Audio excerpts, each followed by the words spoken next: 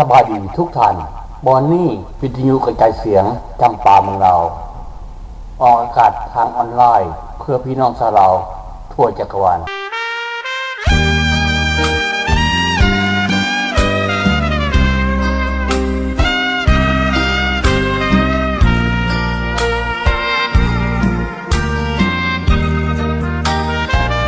แผ่นดินภายน้ำนี้ยังจำขึ้นใจแสนห่วงเมื่อยามต้องไกลน้ำตาหลั่งไหลเศร้าซึมน้ำไผ่ศักดิ์สิทธิ์ฟังจิตยังคิดบ่ลืมอิ่มเถิดถ้าจำดูดื้อยังซึมสุขตอนหัวใจแผ่นดินภายน้ำสมน้ำดังคำกล่าวขานแม้นหากไปพบผ่านคนนั้นต้องฝันลำไหลหญิงชายเส้นกันเพียงผ่านเป็นต้องติดใจลาเฮาเปี่ยมล้นน้ำใจเลื่อมใสไมตรีต่อกันไกลเพียงใดยิ่งส่วนหวนหาห่วงอะไรยิ่งไกลยิ่งฟ้าใจหวั่นเหมือนดังมีมนต์บันดลใจอยู่ทุกวันสุดขนึงนั่งซึมสถานถึงวันยามอยู่หลังแผ่นดินภายน้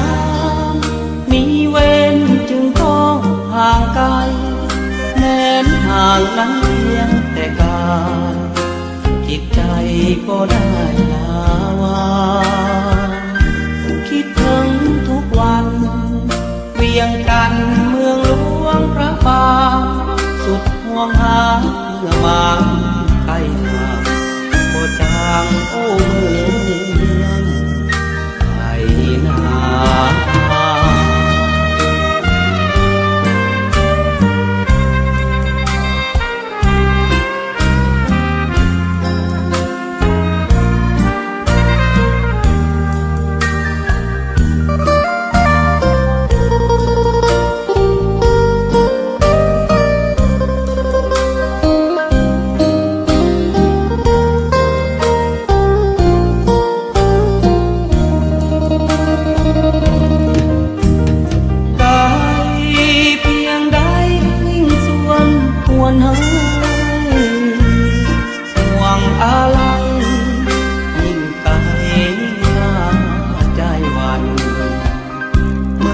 ดังมีมนต์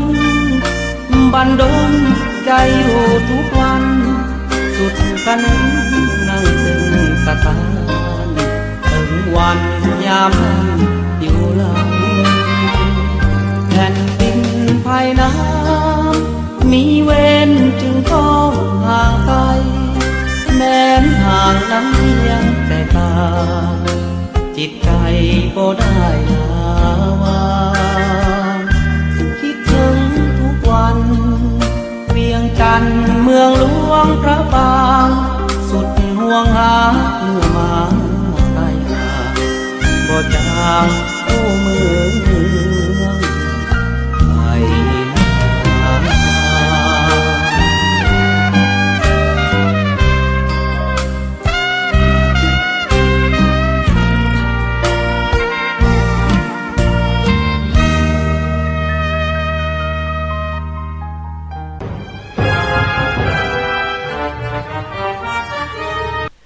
ลาวเกิดในยุคนี้สภาพเปลี่ยนแปรผันเกิดมาเป็นคนลาวเมื่อชาติลาวมั่วหมัดเกิดเพื่อมาส้นสู่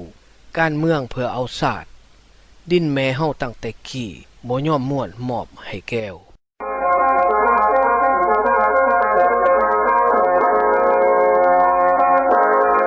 จำปาเมืองลาววิทยุกระจายเสียงผ่านคลื่นออนไลน์รอบจักรวาลออกในวันศุกร์วันที่9เดือนมิถุนายน 2017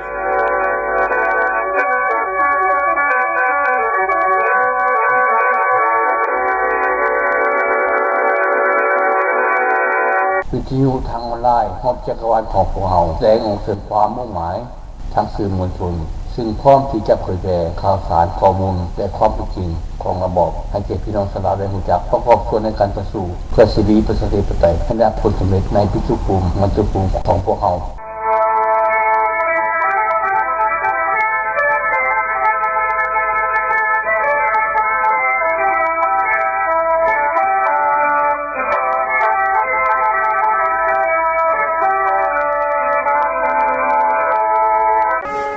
ในยามบ้านเมืองถือคุกข้ามจากกลุ่มทรชนเผด็จการขายสายผู้มาจีปุ่นเข็นขาเอาทรัพย์สินของบ้านเมืองกดขี่ทรมานข่มเหงประชาชนจนเกินที่สุดดังอยู่ในลาวปัจจุบันหากนักปัญญาชนลาวผู้มีสติปัญญานักวิชาการนักวีรชนคนเก่งยังไปสมหูหัวคิดกับพวกเขายังเมินเสยต่อพฤติกรรมปล่อยให้ฆาตกรรมบ้านเมืองประชาชนตกระกำลำบากโดยบ่ซอกสองทางปกป้องปราบปรามผู้มากระทำร้ายประเทศเชื้อชาติสกุลลาวนักปัญญาชนนักวิชาการและนักวีรชนคนเก่งเหล่านั้นก็เป็นเหมือนผู้เนรคุณศาสตร์เนรคุณบรรพบุรุษเนรคุณแผ่นดินแม่อย่างหายแห้ง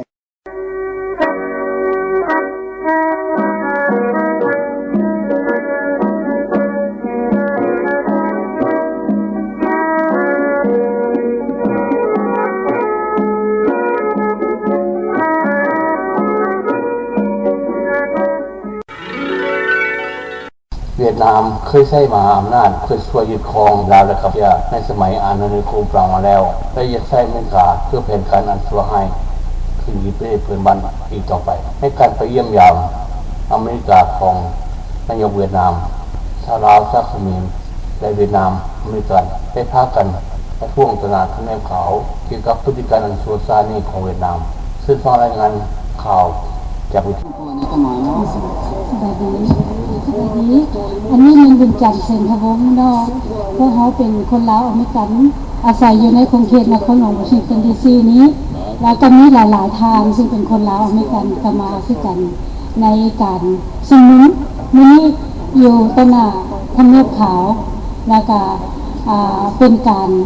ที่มาชุมนุมระหว่างชนชาติเวียดนามเสรีแล้วก็ชนชาติกัมพูชาเป้าหมายของการมาชุมนุมประท้วงอยู่ต่อหน้าท่านหญิงสาวตำแหน่งประธานาธิบดีสหรัฐอเมริกาในวันที่31พฤษภาคม 2017คือมื้อนี้คณะปกครองมีเป้าหมายคืออะไรเนาะเจ้า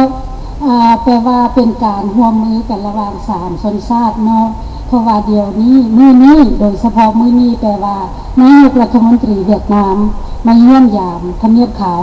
จะมาพบปะกับประธานาธิบดีของสหรัฐเพราะฉะนั้นพวกเขาจึงพากันมาจัดการประท้วงอยู่ที่นี่สำหรับมื้อนี้เจ้าเป้าหมายของการมารวมชุมนุมประท้วงมื้อนี้คืออะไรเนาะ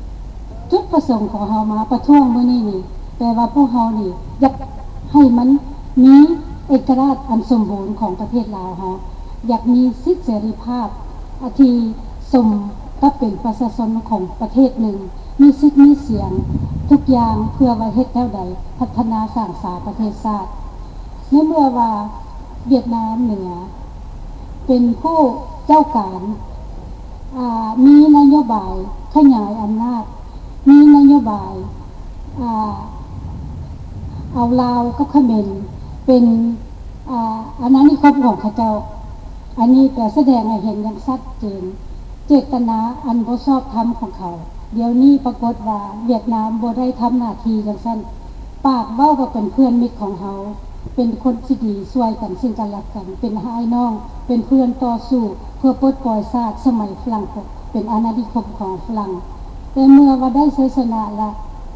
ตามคำเว้าหั่นว่าจะออกจากกันแต่ละประเทศไปปกครองตนเองโดยมีสิทธิ์มีเอกราชอย่างสมบูรณ์แต่ละประเทศปกครองตนเองบ่ขึ้นกับไผบ่เป็นนายไผแต่ปรากฏว่าตั้งแต่นั้นจนฮอดเดียวนี้45หรือว่า54จนฮอดเดียวนี้รัฐบาลคอมมิวนิสต์เวียดนามบ่เคยปฏิบัติตามคำเว้าสัญญาที่ให้แก่3ชาติอินโดจีนเฮา ข้อยชื่อว่าจาแพรรี่ข้อยเป็นประธานกรรมการด้านการเมืองของชุมชนชาวเวียดนามอเมริกันอยู่รัฐแมสซาชูเซตส์มื้อนี้ประธานาธิบดีทรัมป์จะพบกับท่านเหยียนชุนฟุกนายกรัฐมนตรีคอมมิวนิสต์เวียดนามเวลาบ่าย 3 โมงดังนั้นชาวเวียดนามอเมริกันจากทั่วสหรัฐและจากแคนาดาจึงมาพร้อมกันเรียกร้องเป็นเสียงเดียวกันว่าเขาต้องการให้มีเสรีภาพและประชาธิปไตยในประเทศเวียดนามเสรีภาพทางศาสนาเสรีภาพในการปากเว้าเสรีภาพในด้านข่าวสารและสิทธิมนุษย์ในเวียดนามและสำคัญสุดคือมีสภาพแวดล้อมที่สะอาดของชาวเวียดนาม90 ล้านคนในเวียดนามให้พระเจ้ามีสิทธิมนุษย์ขั้นพื้นฐานได้กินอาหารที่สะอาดได้หายใจเอาอากาศที่ปลอดมลพิษและได้ดื่มน้ำสะอาดซึ่งเป็นเรื่องขั้นพื้นฐานที่สุดด้วยเหตุนี้แหละเขาจึงมาร่วมกันในมื้อนี้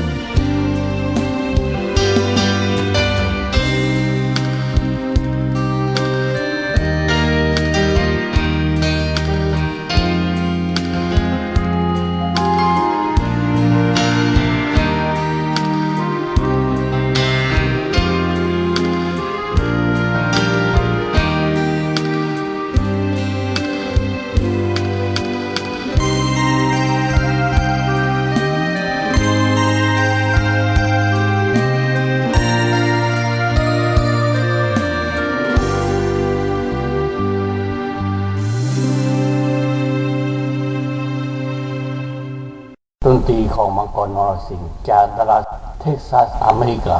สบายดีทุกฐานที่นี่จำปาเมืองลาวออกอากาศให้ทานฟังทุกวันศุกร์สุดสัปดาห์ดวงดอกเล่าลานสร้างนางสื่อจำปาหอมเล่าบ่ย่อมให้ไผตัดกุนเล่มลกถิ่ม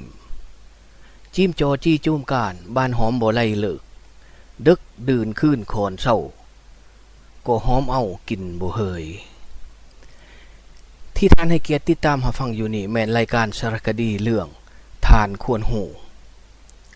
ทานควรหูบ่แม่นสุภาษิตานุสรณ์หรือธรรมจริยาแต่มันได้ร่วมเอาเรื่องที่ควรหูต่างๆมาจากประวัติศาสตร์จากภูมิศาสตร์พุทธศาสตร์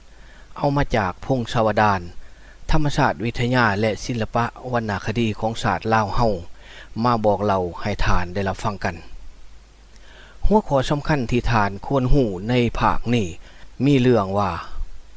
สัญญานิรคุณ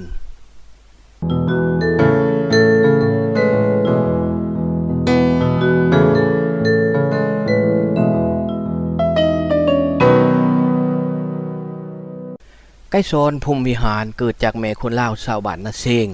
ใกล้ๆกับเมืองสวรรณเขตไก่ซอนภูมิวิหารเป็นลูกสอดคนเวียดนามที่พวกฝรั่งเศสนำเข้ามาในประเทศลาวในเมื่อ3ศาสตร์อินโดจีนตกเป็นเมืองขึ้นของฝรั่งเศสไก่ซอนถือนามสกุลที่มีความหมายธรรมะธรรมโมของโพธิสัตว์ที่ถือธรรม4ประการคือเมตตากรุณา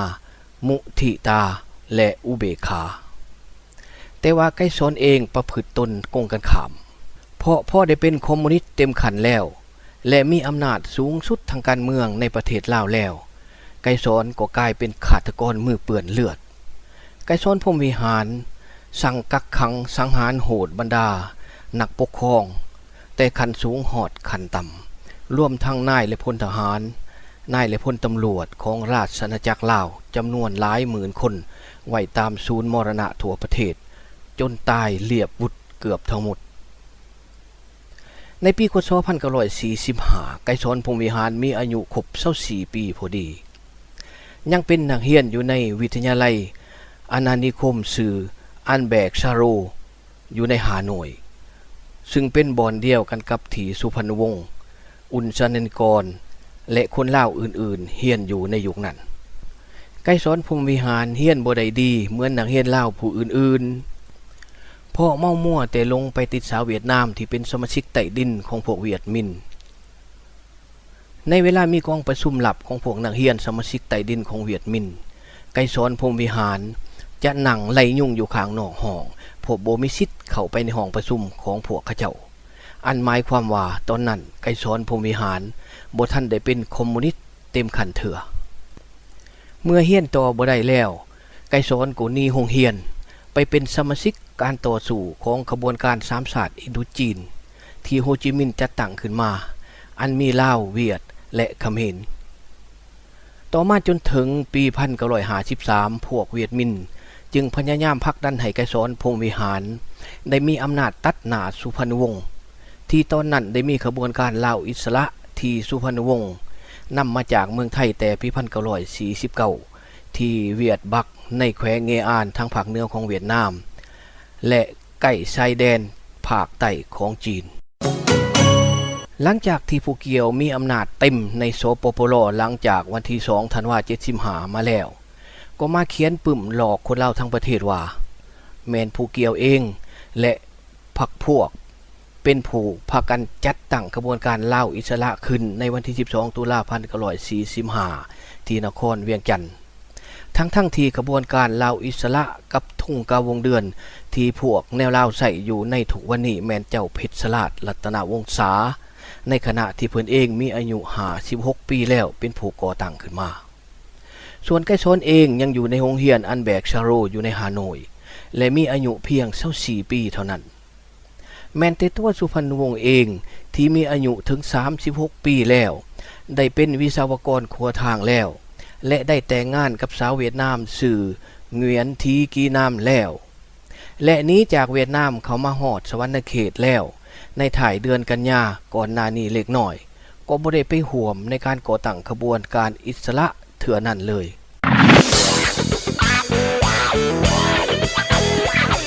มันเป็นการเขียนที่ยกกระตาซึ่งลูกเล่าล้านเล่า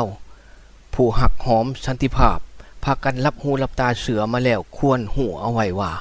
เป็นเรื่องที่คนลาวยอมหับบ่ได้ง่ายๆที่หายแห้งไปกว่านี้ไกสอนพรหมวิหารแม่นตัวการสั่นพระเอกที่วางแผนโค่นล้มสถาบันกษัตริย์ลาวและฆาตกรรมกษัตริย์ลาวพร้อมเสื้อกษัตริย์ทุกองค์เป็นจำนวนมากมาย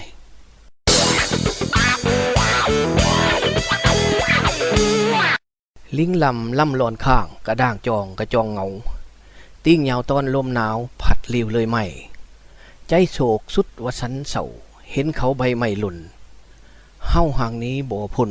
น้ำตาล้นท่วมตาอยู่ในปึ่มควันหลงแห่งการสิ้นสุดความเป็นศาสตร์พระราชสัญจักรลาวของฐานซอสุดธรรมพิทักษ์เขียนเอาไว้ว่าสนธิสัญญามิตรภาพและการหัวมือลาวเวียดแบบพิเศษ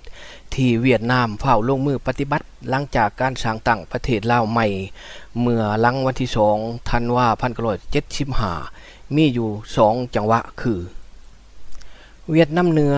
ได้สั่งให้ทหารของพวกเขาเคลื่อนทัพยับเข้ามาใกล้อยู่ตามเขตยุทธศาสตร์สำคัญของลาวแถวถงไหหินเชนูและทีผู้เพียงบริเวณต่อมาก็แม่นยกใหญ่องค์การเปเซ38ซึ่งมีหน้าที่บริการรับใช้ในวงโคจรเช่นคำปราศัยศูนย์ทอนผดวางโครงการต่างๆทั้งภายในและนอกประเทศให้แก่รัฐบาลลาวและเวียกงานบริหารติดตามแนะนำและควบคุมทุกอย่างที่อยู่ภายใต้การบริหารของนายเงวียนหัวจากถ้ำผาแดงอยู่ในเขตเมืองเวียงไซเขามาแนบขางศูนย์กลางอยู่ที่หลัก6ในเวียงจันทน์ในวันที่17 เดือนกรกฎาคม 1977นายเลยวนและฟาร์มบันดงที่เป็นผู้นำสุดยอดของเวียดนามได้นำพาผู้แทนชั้นทวารไมตรีของพวกเขาเจ้ามาเยี่ยมยามเวียงจันทน์และได้ช่วยโอกาสนี้เช่นสัญญาอันที่เอิ่นว่าสัญญาสันติภาพและการหัวมือระหว่างลาวเวียดหลังจากที่เซ็นสัญญาแล้วเวียดนามเหนือได้ส่งที่ปรึกษาจำนวนหลายพันคนเข้ามาควบคุมอยู่ตามแขนงการต่างๆของภาครัฐหนังสือสัญญามิตรภาพและการร่วมมือแบบพิเศษระหว่างลาวและเวียดนามตามข่าวหนังสือพิมพ์ต่างประเทศในวันที่18 กรกฎาคม 1977ไกสอนพรหมวิหารเองได้มอบสัญญาจำนวน3 ฉบับยัดใส่มือของเวียดนามซึ่งแมนนายพามวันดงเป็นผู้หับด้วยตนเองในฉบับที่1สัญญามอบเมืองลาวให้เป็นเมืองขึ้นอยู่ในอาราคาของเวียดนามกำหนด25 ปีและหลังจากนั้นต่อไปก็เส้นกันอีกเทื่อละ10 ปีสัญญาลับฉบับที่2นี่สำคัญที่สุดโดยไกสอนอนุญาตให้พลเมืองเวียดนามเข้ามาอยู่ในเมืองลาวรวมทั้งหมดมี4 จำพวกที่1ไกสอนได้อนุญาตให้ชาวเวียดนามที่เป็นพ่อนาจำนวน1 ล้านคนเข้ามาอยู่ในลาวจำพวกที่2แม่นชาวเวียดนามที่เป็นสร้างปั้นสร้างก่ออีกจำนวน1 ล้านคนให้เข้ามาอยู่ในประเทศลาวจำพวกต่อมาก็แม่นกรรมกร1 ล้านคนจำพวกต่อไปก็แม่นนักปกครองและหัวหน้าสร้างจำนวน500,000 คนในจำนวนดังกล่าวนี้ได้มีทหารเวียดนามที่เปลี่ยนเครื่องแบบออกแล้วปะปนอยู่ประมาณ 4-6 หมื่นคนก็ทหารเวียดนามพวกนี้และพร้อมที่จะจับอาวุธลุกขึ้นปราบปรามคนลาวผู้หักชาติได้ตลอดเวลาหากเกิดมีสภาพการและได้รับคำสั่งจากฮานอยพวกเขายังได้รับเงินเดือนจากกองทัพเวียดนามอยู่เหมือนเดิมเพราะฉะนี้เองพวกเขาจึงญาติเอาเวียกทุกอย่างแทนคนลาวในประเทศลาวแม้นว่าได้รับค่าจ้างที่ต่ำที่สุดก็ตามสัญญาลับทั้ง3 ฉบับดังกล่าวนี้แม่นไกสอนเฮ็ดขึ้นเพียงคนเดียวโดยบ่ได้บอกให้พรรคพวกนักปฏิวัตินำกันฮู้แต่ประการใดความลับที่แน่นอนถูกเปิดเผยก็หลังจากที่ไกสอนได้เสียชีวิตไปแล้วย้อนแนวนี้เองเจ้าสุพรรณวงศ์ภูมิวงศ์วิจิตรและนักปฏิวัติสำคัญคนอื่นๆที่ร่วมก่อตั้งรัฐบาลสปปลมาพร้อมกันจึงได้รับความเสียใจและหน่อยเนื้อจำใจที่สุด แต่อย่างใดก็ตามเว้าหยังให้ไกรสอนบ่ได้เพราะเรื่องมันผ่านไปแล้วแก้บ่ได้แล้วเพราะไกรสอนเองก็เสียชีวิตไปแล้วหลังจากนั้นจึงเกิดมีการเจ็บไข้ได้พยาธิต่างๆแบบแปลกๆแทรกแซงพวกนักปฏิวัติเก่าๆเหล่านี้อยู่ตลอดเวลาแล้วก็ล้มหายตายไปเถื่อละคนและเถื่อละคนท่านผู้รับฟังที่นับถือทั้งหลายขณะนี้ท่านกำลังติดตามรับฟังจากป่าเมืองลาวเวลาของรายการหมดลงพอดีแต่จะมีอีกใหม่ในวันศุกร์สุดสัปดาห์หน้าสำหรับอาทิตย์นี้ขอให้ท่านทุกท่านจงมีความสุขสวัสดีและขอให้ได้รับความขอบใจจากผู้จัดรายการสบา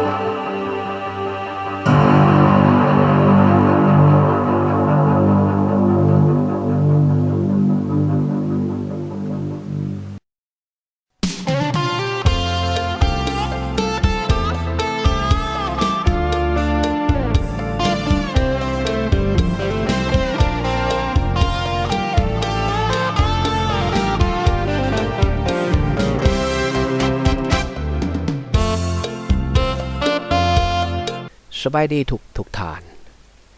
สัปดาห์นี้วิทยุจำปาเมืองลาวได้นำเอาบทวิจารณ์เรื่องเจ็กกับแก้วกำลังแข่งอิทธิพลกันนักในประเทศลาวมาเสนอให้ท่านได้รับฟัง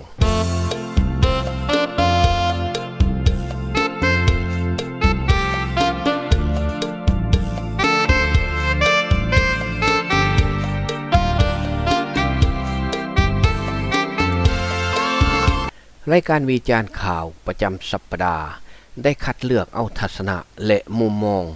เรื่องเจ็กกับแก้วที่กำลังขุนเขียวแข่งอิทธิพลกันอยู่ในประเทศลาวตั้งแต่หลายปีมาแล้วจนถึงเท่าทุกวันนี้ก็เพื่อแสดงหลักฐานให้ท่านทั้งหลายได้รู้ว่าในเมื่อผู้นำประเทศที่ขาดสติปัญญาขาดฉลาดหลักแหลมขาดเทคนิคและวิชาการโดยเฉพาะแม่นต่อยต่ำทางด้านการศึกษาหอบด่านแล้วมันก็ธรรมดาอยู่ดีที่วิวัฒนาการทางเศรษฐกิจและสังคมการพัฒนาในประเทศของตนบ่เดินตามแผนการที่วางไว้ก็มีอีกอันหนึ่งที่มันหายแห้งไปกว่านี้ก็คือความทะเยอทะยานเกินขอบเขตและยิงย่อมไปเป็นเครื่องมือหับใส่คนต่างชาติที่เขาอยู่ทางกดขี่ข่มเหงตื่มอีกก็ยิ่งยากต่อการจะนำพาประเทศชาติของตนก้าวสู่ความวัฒนาถาวรใดรัฐบาลลาวคอมมิวนิสต์ตั้งแต่รุ่นทำอิฐของไกรสอนพรหมวิหารจนถึงรุ่นสุดท้ายของประธานจุมลีไสยสอนนั่นมีลมหายใจรักษาระบอบเผด็จการพรรคเดียวอยู่ด้วยการช่วยเหลือขององค์การมนุษยธรรมสากลเท่านั้นแต่บ่แม่นจากผลผลิตจากเศรษฐกิจสังคมบนิยมของตนเองเลยและที่ยังพากันนั่งต่างอัญญาให้เป็นหูมห่างอ้างว่าพรรคนำพาประชาชนเป็นเจ้าอยู่ในทุกวันนี้นั่นก็เพราะอำนาจของพวกผู้นำแก้วเหนือดังพวกเขาจะเห็นได้ว่ารัฐบาลลาวมีหนี้ท่วมหัวแล้วเพราะต้นทุนที่ยืมมาจากธนาคารโลกนั้นบ่เคยออกดอกบ่เคยให้กำไรเพราะค้าขายบ่เป็นนอกจากเก่งในการส่อโกงเงินรายได้ของประเทศชาติและเก่งเรื่องการผูกขาดอำนาจพรรคเดียวที่บ่มีโอกาสได้พบกับแสงสว่างแห่งศิวิไลย์ให้เท่าเทียมกับประเทศเพื่อนบ้านของตนเองจักเถื่อ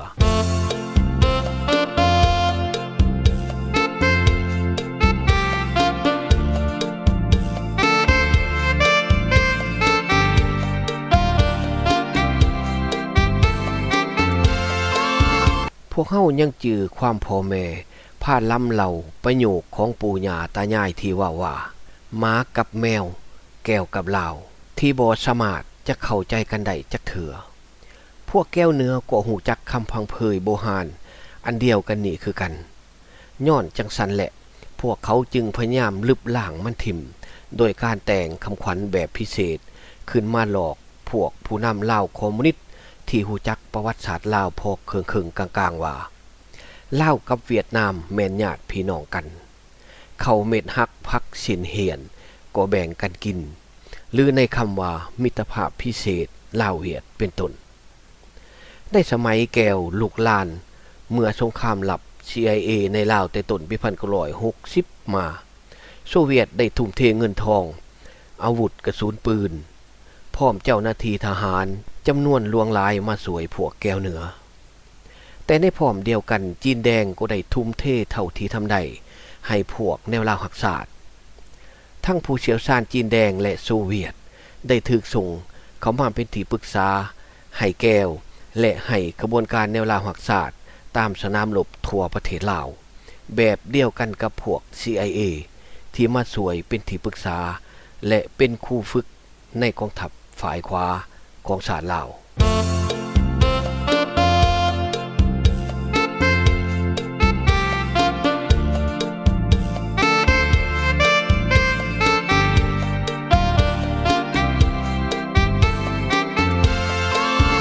พอสงครามอินโดจีนสงบลงพวกลาวคอมมิวนิสต์ที่นิยมแก้วเป็นฝ่ายชนะทั่วประเทศแล้วแก้วเนื้อก็เริ่มคิดบัญชีทวงหนี้เลือดกับพวกผู้นำแนวลาวคอมมิวนิสต์โหลดทันทีทั้งที่เวียดมินได้เคยสัญญากับสุพรรณวงศ์เอาไว้ก่อนแล้วว่าจะให้ความช่วยเหลือแบบบ่คิดมูลค่าใดๆทั้งสิ้นเพราะบุญคุณที่ได้จากคนฉลาดแกมโกงของแก้วนี้เองที่พวกผู้นำแนวลาวคอมมิวนิสต์ต้องสูญเสียดุลอำนาจและอิทธิพลทางการเมืองที่สมควรเป็นเอกลักษณ์ของตนเองไปพวกเฮาพากันมาคิดสำรวจคืนอีกว่าเมื่อฮานอยมีอิทธิพลบนแผ่นดินลาวนับแต่ปี1975เป็นต้นมานั้นพวกผู้นำจีนแดงได้ถิ่มแสงตาสิงซ้อมการประพฤติของพวกผู้นำแก้วเหนือ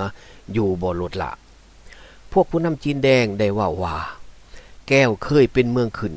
ของพวกตนมา1,000 กว่าปีถ้าหากจะว่างเฉยให้พวกแก้วตัดหน้าตนเองในประเทศลาวที่อยู่ใกล้ๆกับตีนคดายบ้านของพวกตนเองแท้ๆนี่ก็คงเสียหน้าให้ลูกแหล่งอาณานิคมเก่าแก่ของตนเองเมื่อจีนเห็นแก้วคนกันเข้ามาอยู่ในแผ่นดินลาวจีนก็เริ่มเป็นผู้ใหญ่ใจดีเป็นเศรษฐีใจกว้างต่อพวกผู้นำแนวลาวคอมมิวนิสต์โดยวิธีกระสับไมตรีและให้เงินช่วยเหลือแก่รัฐบาลในหลายโครงการเพื่อพัฒนาประเทศชาติเมื่อแก้วได้สัมปทานที่ดินปลูกต้นยางพาราในภาคใต้ของลาวจีนก็เข้ามาสัมปทานที่ดินปลูกยางพาราของจีนในภาคเหนือของลาวเพื่อแข่งขันกับแก้วในความเป็นจริงแล้วจีนมีเทคนิคทางการเมืองที่นิ่มนวลกว่าและลึกแหลบกว่าแก้วหลายเท่าถึงซ่าแต่ก็แน่นอนกว่าเพื่อบ่ให้ประชาชนลาวแตกตื่นเหมือนดังที่แก้วกระทำมาแล้วในลาวจีนบ่ต้องการเอาชนะแก้วด้วยการเมืองเพราะจีนลิงเห็นผลประโยชน์น้อยกว่าการสอหาตลาดจำหน่ายผลผลิตสินค้าของพวกตนในแถบเอเชียอาคเนย์ไก่ก็เห็นตีนงูและงูก็เห็นนมไก่สิ่งที่มันยิ่งใหญ่ไปกว่าอื่นใดก็คือจีนนั่นหูจักตับไตใส่พุงของแก้ว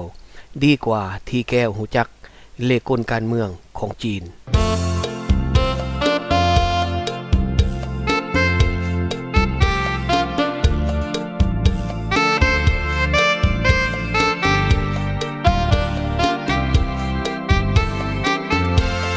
การประพฤติดีเฮ็ดดีของพวกผู้นำจีนแดงต่อพวกผู้นำลาวคอมมิวนิสต์ในหลายกรณีที่มันเป็นการตัดหน้าแก้วโดยตรงซึ่งทานจะได้รับฟังในตอนต่อไปได้เฮ็ดให้ฮานอยกระวนกระวายและเป็นเดือดเป็นแค้นพอสมควรเพราะแก้วฮู้ว่าบ่มีทฤษฎีใด บ่มีอำนาจและอิทธิพลใดอีกจะมาขัดขวางการกระทำของจีนในประเทศลาวฉะนั้นการมาปรากฏตัวของจีนแดงในลาวมันจึงขัดกันกับมตินโยบายการเมืองว่าด้วยการกื้นสาดลาวให้สำเร็จของแก้วข้อที่17ซึ่งเขียนว่าพยายามทับหม่างและเอาชนะพวกพ่อค้าจีนแดงที่เข้ามาทำการค้าขายอยู่ในแผ่นดินลาวให้ได้ฉะนั้นเมื่อเฮ็ดหยังเว้าหยังบ่ได้แก่จีนแดงที่กำลังมาแห้งในประเทศลาวซึ่งแก้วถือว่าเป็นแผ่นดินเป็นเมืองขึ้นของแก้วแล้วก็จึงหันมาลิ้นงานกับพวกผู้นำลาวคอมมิวนิสต์เสียเองอิงเอาตามวารสารที่เป็นภาษาลาวพิมพ์ออกเผยแผ่ในอเมริกาประจำเดือนธันวาของปี2009เขียนว่าผู้นำแก้วเหนือได้เรียกตัวจูมลีไสยสอนเลขาธิการใหญ่ของพรรคและประธานประเทศลาวไปสั่งสอนป้อนทฤษฎีแนวใหม่ให้ต่อต้านจีนแดงคนทำอิฐที่ฮานอยในถ่ายเดือนเมษาของปี2009แต่ในใดก็ตามความแตกแยกและความเบื่อหน่ายของคนลาวผู้รักชาติต่อลัทธิคอมมิวนิสต์พรรคเดียวในลาวที่ได้มีมาแต่หลายปีแล้วนั้นได้เฮ็ดให้แก้วเหนือกระวนกระวายใจเพราะหากถึงเวลาที่คนลาวผู้รักชาติพากันลุกฮื้อขึ้นมาต้านระบอบของแก้วในเมืองลาวแล้วก็เชื่อว่าพวกแก้วจะต้องพ่ายแพ้อย่างบ่มีทางมุมไปได้เลยกลับมาพบกับบทวิจารณ์เรื่องเจ๊กกับแก้วอีกได้ใหม่ในสัปดาห์ต่อไปสบายดี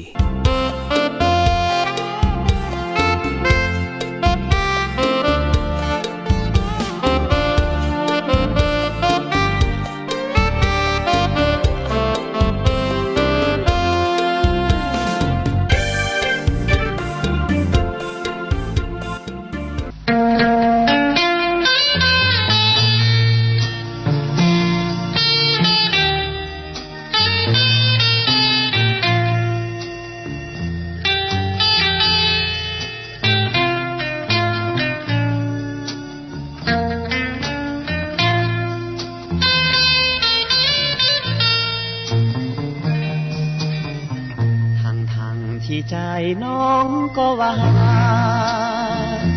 ลาสมัครห่วมหากมอบใจเป็นธรรมแต่ด้วยเหตุใดควรใจจึงมาสร้างกรรมปล่อยให้อ้ายซอกซ้ำละกรรมคืนคุมดวงใจอ้ายก็ยังเคยได้เอ่ยว่าว่าจะมาสู่สาสู่ขอน้องไปน้องยิ้มสุขียินดีตอบอ้ายพอใจครั้งหนึ่งอ้ายจำได้สันใดนอลืมอ้ายลงมีอุปสรรคสิ่งใดไผหนอสร้างมาหรือผู้ใหญ่หาเรื่องมาแยกทางหักลงน้องคนดีบ่ปราณีอายก็คงควรคิดพะวงที่ได้ลงตั้งหาขึ้นมาผู้พาจอมใจน้องสร้างเคยเมยก็นึกเลยคนเคยห่วมหาสัญญาหรือว่าใจน้องหมายปองลวงให้โศกาบ่ลืมคำวาจาจำลาบุพาจองใจ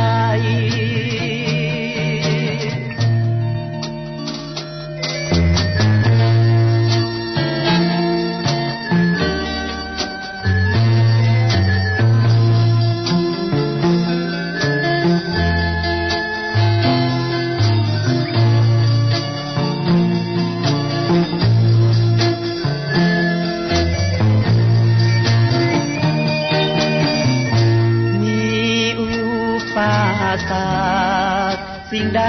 ไผโนสร้างมาหรือผู้ใหญ่หาเรื่องมาแยกทางหักลงน้องคนนี้บ่ปราณีอายก็คงควรคิดพะวงท ที่ได้ลงสร้างหาขึ้นมาบุพผาจอมใจน้องสร้างเสยแม่บ่นึกเลยก่อนเอ่ยว่ามาสัญญาหรือว่าใจน้องหมายปองลวงให้โศกาบ่ลืมคำวาจาจำลาบุพาจอมใจ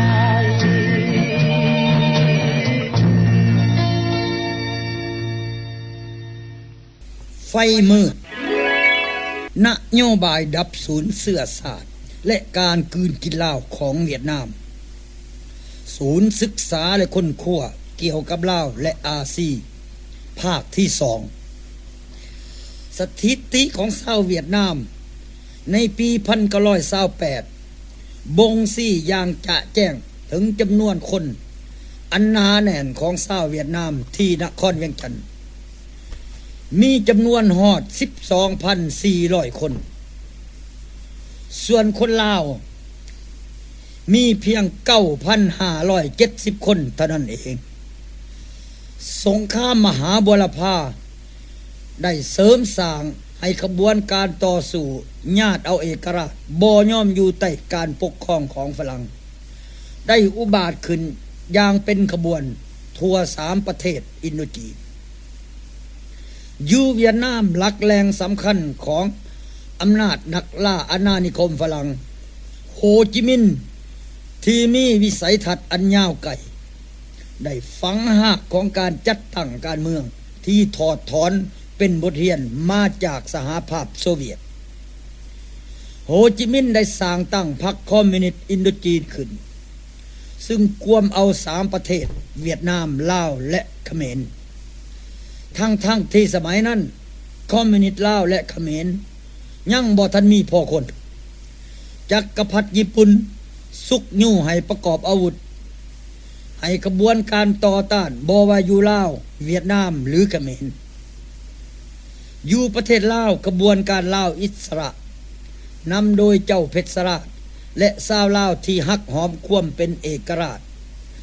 ได้ญาติโอกาสที่ฝรั่งบ่สามารถต้านยันกับแห้งของจักรพรรดิญี่ปุ่นประกาศเป็นเอกราชบ่ยอมเป็นหัวเมืองขึ้นของฝรั่งต่อไปอีกท่ามกลางการลุกขึ้นต่อสู้กับพวกอาณานิคมฝรั่งเหตุการณ์ที่บ่คาดฝันได้เกิดขึ้นเมื่อชาวเวียดนามอยู่เวียงจันทน์พากันเดินขบวนเรียกห้องเอาเหล้าไปขึ้นกับเวียดนามสภาพการดังกล่าว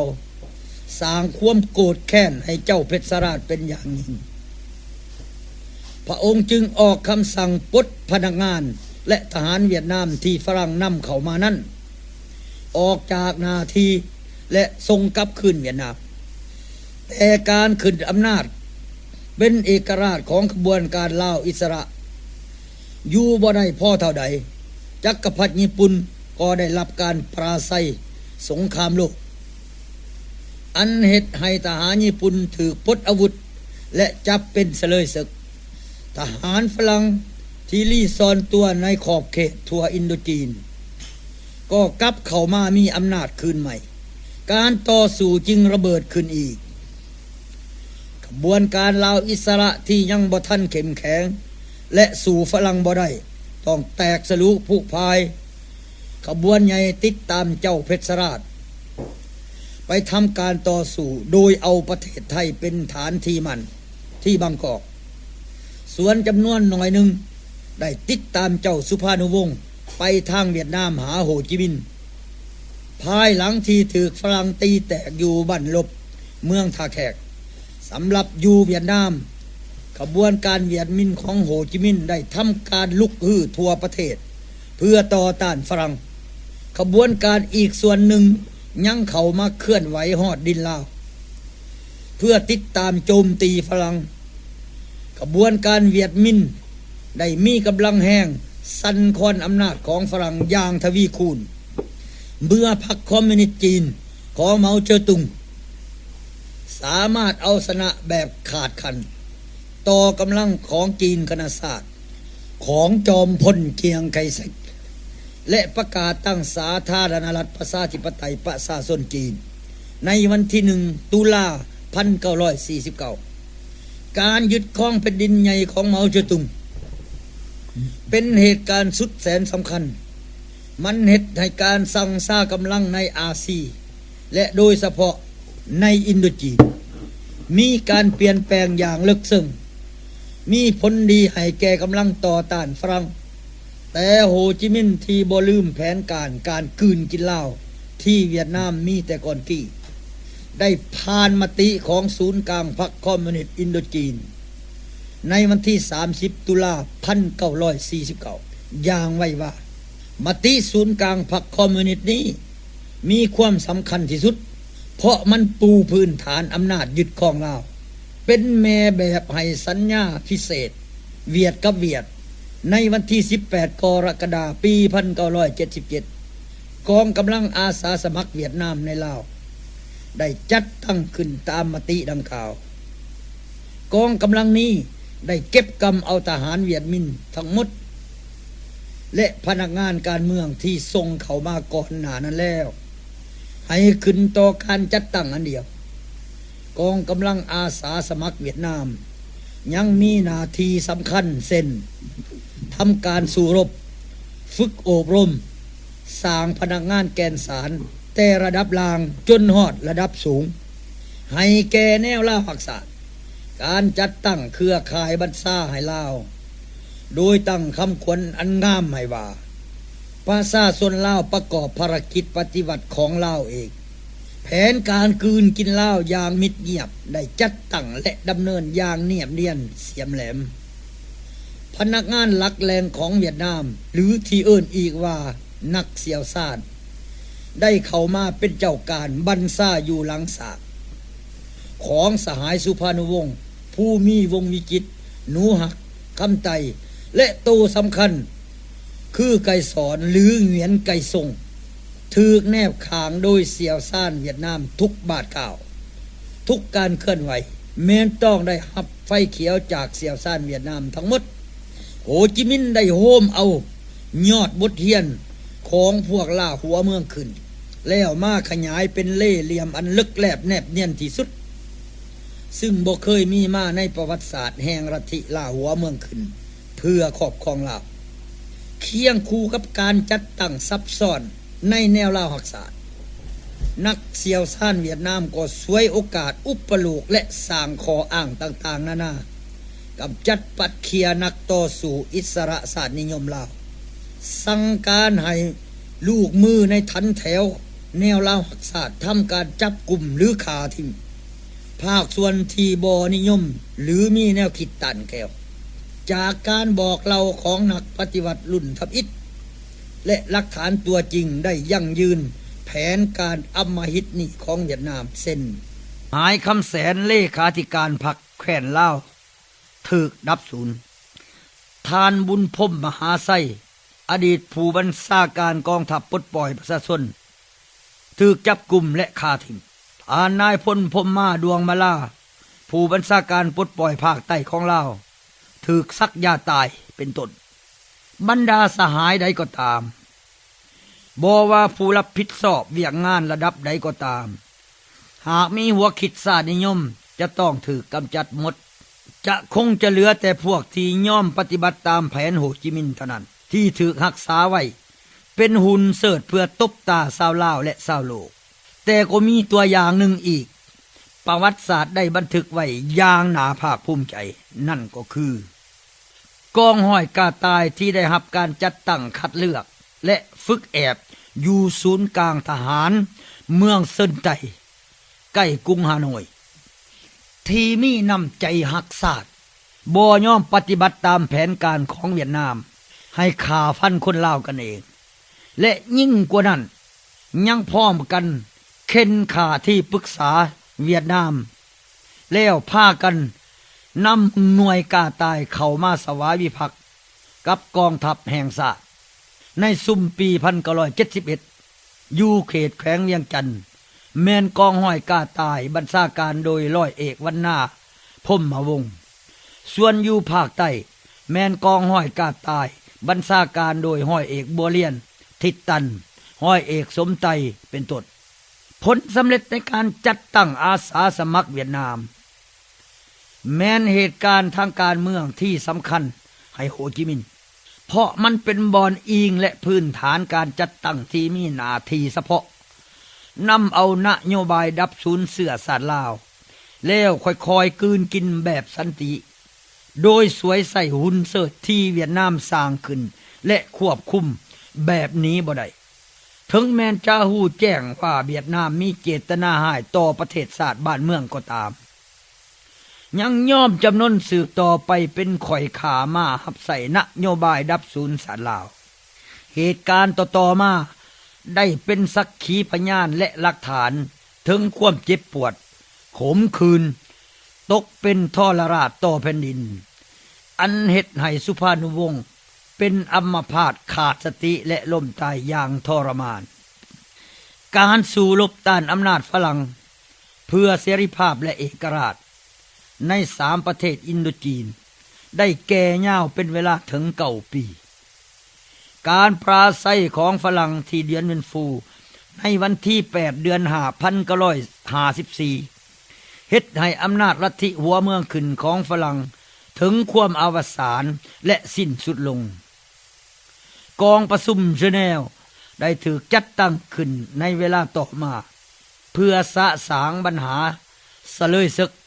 และเอกราชของ3ประเทศอินโดจีนหัวเมืองขึ้นเก่าของฝรั่ง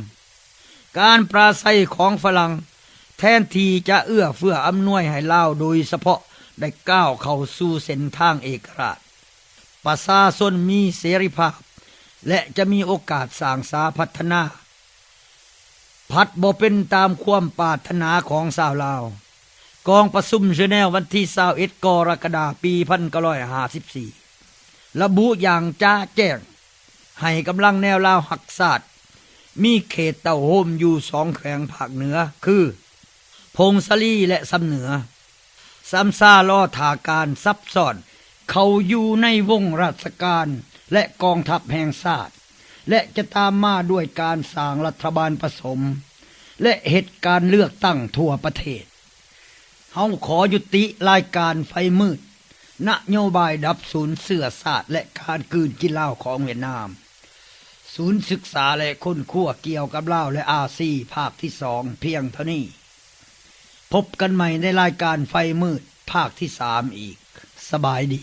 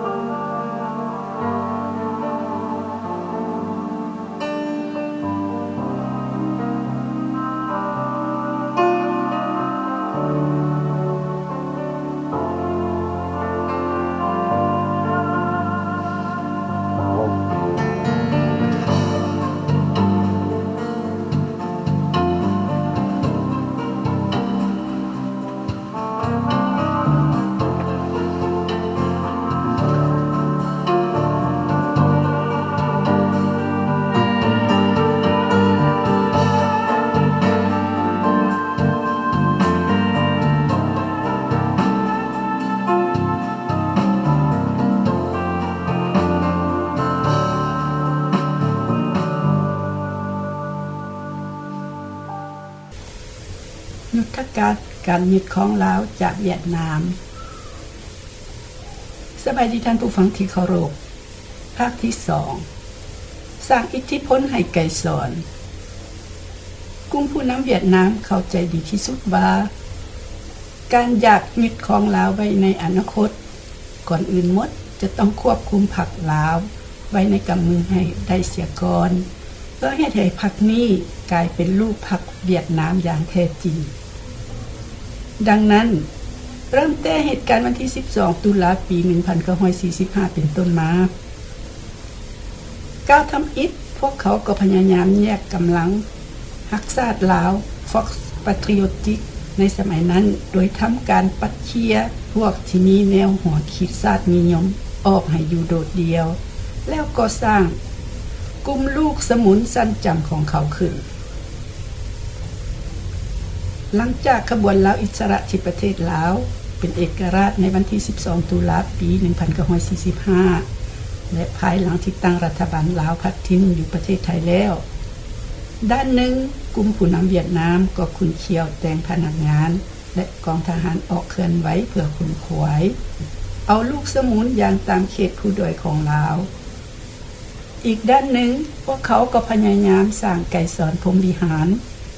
ซึ่งเป็นคนเสื้อสายเวียดนามพอแก้วแม่ลาวเวลานั้นพวกหำเฮียนอยู่เมืองฮานอยเพื่อเกี่ยมเอาไว้เป็นผู้นำลาวในอนาคต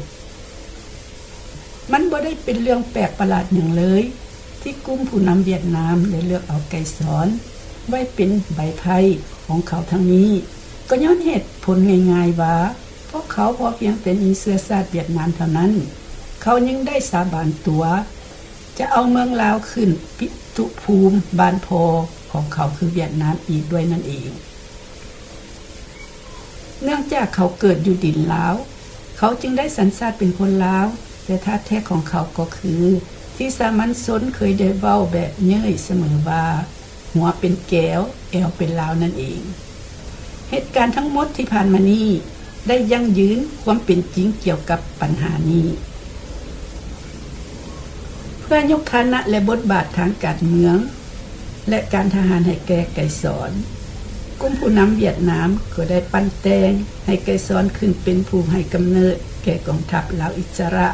คือกองทัพประชาชนลาวปัจจุบันในวันที่20มกราคมปี1949ซึ่งตามความเป็นจริงแล้วกองประกอบอาวุธลาวอิสระแม้นได้ทยอยสร้างตั้งขึ้นมาแต่ปี1944พุ่นเป็นต้นมาพวกเขาได้ปั้นแต่งเอาวันที่20เดือนมกราคมปี1949เป็นวันสร้างตั้งกองทัพลาวอิสระนั้นก็เพราะว่าวันดังกล่าวนั้นแม่นมือกำเนิดของกองราชวงศ์ที่ไกรสอนเป็นผู้บัญชาโดยกงมาถึงเดือนสิงหาปี1950ในการสร้างตั้งรัฐบาลลาวต่อต้าน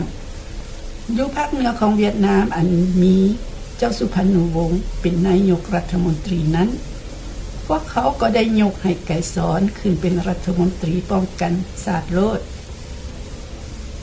อันนี้เป็นการจัดวางที่มีลักษณะยุทธศาสตร์โดยแท้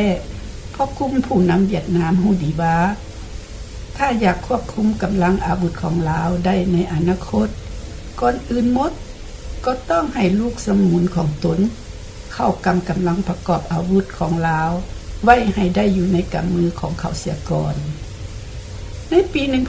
1954เพื่อหลอกลวงหางเสียงอยู่ภายในและภายนอกประเทศพวกเขาได้แยกพรรคลาวออกจากพรรคคอมมิวนิสต์อินโดจีนโดยให้ชื่อว่าพรรคประชาชนลาวและแต่งตั้งไกรสอนพรหมวิหารให้เป็นเลขาธิการเอกของพรรคดังกล่าวเพื่อสดสู่อิทธิพลของไกรสอนตึงอีกในกองประชุมใหญ่เปลี่ยนรูปการจัดตั้งแนวลาวอิสระมาเป็นแนวลาวหักษาในปี1956พวกเขาก็ได้เสิร์ชไกรสอนขึ้นเป็นรองประธานแนวลาวหักษาทั้งนี้ก็เพื่อเกี่ยมหางเสียงไกรสอนให้ญาติเอาฐานะอันสุดยอดแห่งขบวนการต่อต้านของลาวในอนาคตนั่นเองเพื่อแต่งเพศให้ไกรสอนเป็นนักทฤษฎีและเป็นหัวสมองของกลุ่มปฏิบัติลาวและสร้างเขาให้เป็นลูกสมุนผู้บอกได้ใส่ฟังผู้ดีเด่นกว่าหมู่ในทันแถวของผู้นำลาวในปี1965องค์การที่เอิ้นว่า CP38 ซึ่งแม้นองค์การจัดตั้งครบสุดของเวียดนามเพื่อควบคุมและชี้นำกลุ่มไก่สอนอยู่เมืองลาวก็แต่งหนังสือเล่มหนึ่งมีชื่อว่า20ปีต่อต้านและ10ปีเพื่อสร้างพรรคเมื่อฮอดปี1970องค์การดังกล่าวก็ได้แต่งปึ้มอีกเล่มหนึ่งให้ชื่อว่า1/4 ศตวรรษของการปฏิบัติลาวในระยะต่อมาพวกเขาก็ได้แต่งหนังสือที่พาดหัวเรื่องว่าด้วยสงครามประชาชนเพื่อเผยแพร่อยู่ในทันแถวกองทัพปลดปล่อยประชาชนลาวมาถึงปี1973ภายหลังที่เซ็นสัญญาเวียงจันทน์นั้นแล้ว องค์การดังกล่าวก็ได้แต่งเอกสารอีกเล่มหนึ่งให้ชื่อว่าบาทเลี้ยวประวัติศาสตร์ลาวและเนื่องในโอกาสวันประชาชนลาวประกาศเอกราชในวันที่12ตุลาครบรอบ30ปีพวกเขาก็ได้แต่งปึ้มเล่มหนึ่งที่มีชื่อว่าประเทศลาวความก้าวเดินตามเส้นทางอันสง่างามของยุคสมัยปึ้มที่ได้กล่าวมาหมดนี้ล้วนแต่ได้อ้างว่าไก่สอนเป็นผู้แต่งนอกจากนี้คำปราศัยและบทรายงานของไก่สอนที่กล่าวในซุมนุมหรือกองประชุมน้อยใหญ่ของพรรคและรัฐบาลจนถึงคำปราศัยที่กล่าวอยู่นอกประเทศก็ล้วนแต่แม่นองค์การ CP38 เป็นผู้แต่งให้ทั้งนั้นพร้อมเดียวกันนั้นกลุ่มผู้นำเวียดนามและข่าวสารหนังสือพิมพ์เวียดนามต่างๆก็สวยทุกโอกาสเพื่อพัดแป้งแต่งตัวให้ไก่สอนว่าเขาเป็นนักรัฐิมาร์กซ์เลนินผู้ยิ่งใหญ่อันได้เฮ็ดให้ไก่สอนผู้ที่เขียนภาษาลาวบ่คอดแต่งคำปราศัยของตนเองก็ยังยากแล้วนั้นได้กลายเป็นนักแต่งนิพนธ์ชั้นเอกอย่างน่ามหัศจรรย์เพื่อเสิร์ชให้ไก่สอนมีบทบาทในประวัติศาสตร์ของลาวหลังจากเซ็นสัญญาเวียงจันทน์ปี 1973 แล้วกลุ่มผู้นำเวียดนามก็วางแผนสร้างเมืองนากายให้เป็นเมืองประวัติศาสตร์ของลาวโดยขนามนามว่าเมืองเวียงไสซึ่งแม่นชื่อลับของไก่สอนที่ใช้อยู่ภายในพรรคของพวกเขานั้นมาตั้งให้เป็นชื่อเมืองดังกล่าวเหตุผลอันหนึงที่มีลักษณะประวัติศาสตร์ในการที่ผู้นำเวียดนามได้เสิร์ชให้ไก่สอนขึ้นเป็นอันที่เอิ้นว่าผู้นำชาติลาวขั้นสุดยอดนั่นก็คือในระหว่างเดือนเมษาต่อเดือนพฤษภาปี 1975 ซึ่งในระยะที่กองทัพและประชาชนกัมพูชาได้ปลดปล่อยนครหลวงพนมเปญและปลดปล่อยประเทศกัมพูชาอย่างสมบูรณ์คือวันที่17เดือนเมษายนปี 1975 อันได้เฮ็ดให้ผู้นำเวียดนามตกสะเง้อย้อนตนขาดคะเนสภาพการเวลานั้นผิดพลาดดังนั้นพวกเขาจึงรีบหันทิศทางต่อสู้อย่างกระทันหันโดยสร้างให้ทหารของพวกเขาทั้งหมดลงสู่ภาคใต้โดยบ่คำนึงถึงสัญญาปารีสที่พวกเขาได้เซ็นกับสหรัฐอเมริกาแล้วก็เปิดบันรบโฮจิมินห์ปลดปล่อยไซงอนในวันที่30เมษายนปี 1975พร้อมกันนั้นก็สร้างให้ไกรสอนเททหารลงสู่ธงเพียงเพื่อเกียมยึดอำนาจในทั่วประเทศลาวพวกเขาใช้แผนการอันเลิกแลบดังกล่าวนี้ก็ย้อนว่าด้านหนึ่งพวกเขาเห็นว่าผู้นำผู้อื่นที่ไปเฮ็ดเวียกอยู่เวียงจันทน์และหลวงพระบางเพื่อเต้าห่มลาวและสังคมถูกต้องปองดองชาตินั้นได้มีอิทธิพลอยู่ในองค์การต่างๆของลาวสูงขึ้นเรื่อยๆอันจะกลายเป็นอุปสรรคขัดขวางการเสิร์ชสู่ไก่สอน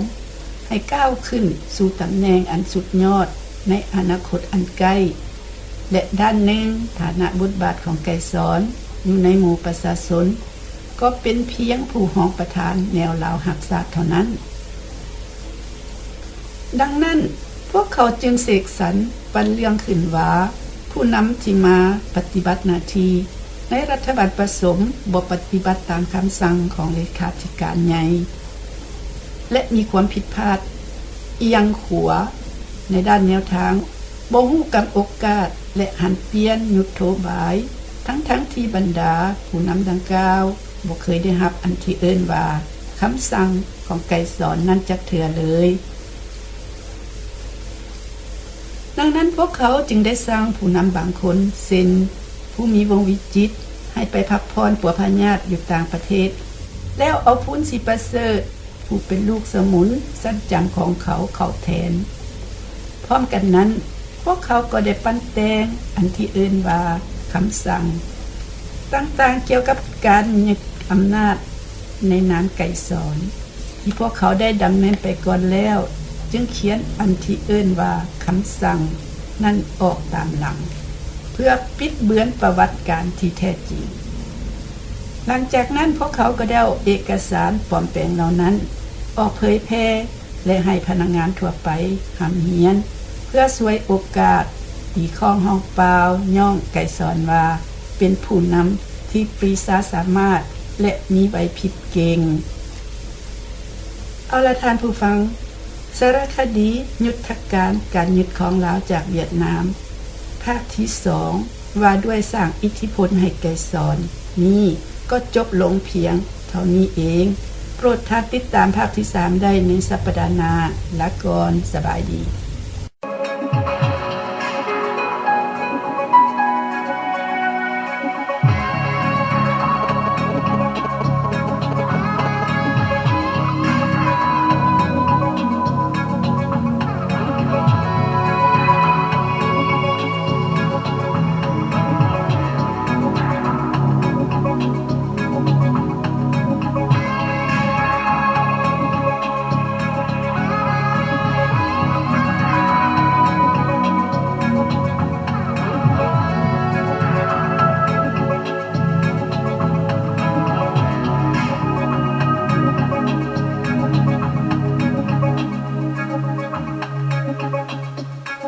สงครามอันปีระหว่างลาวกับแก้วสบายดีท่านผู้ฟังที่เคารพบทวิจัยเบื้องต้นผลงานค้นคว้าหลายปีและประกอบเขียนขึ้นตามหลักฐานเอกสารต่างๆทั้งเก่าและใหม่หลายอย่างประวัติศาสตร์นี้บันทึกสภาพตัวจริงที่เกิดขึ้นในเวลาผ่านมาหลายๆ100ปี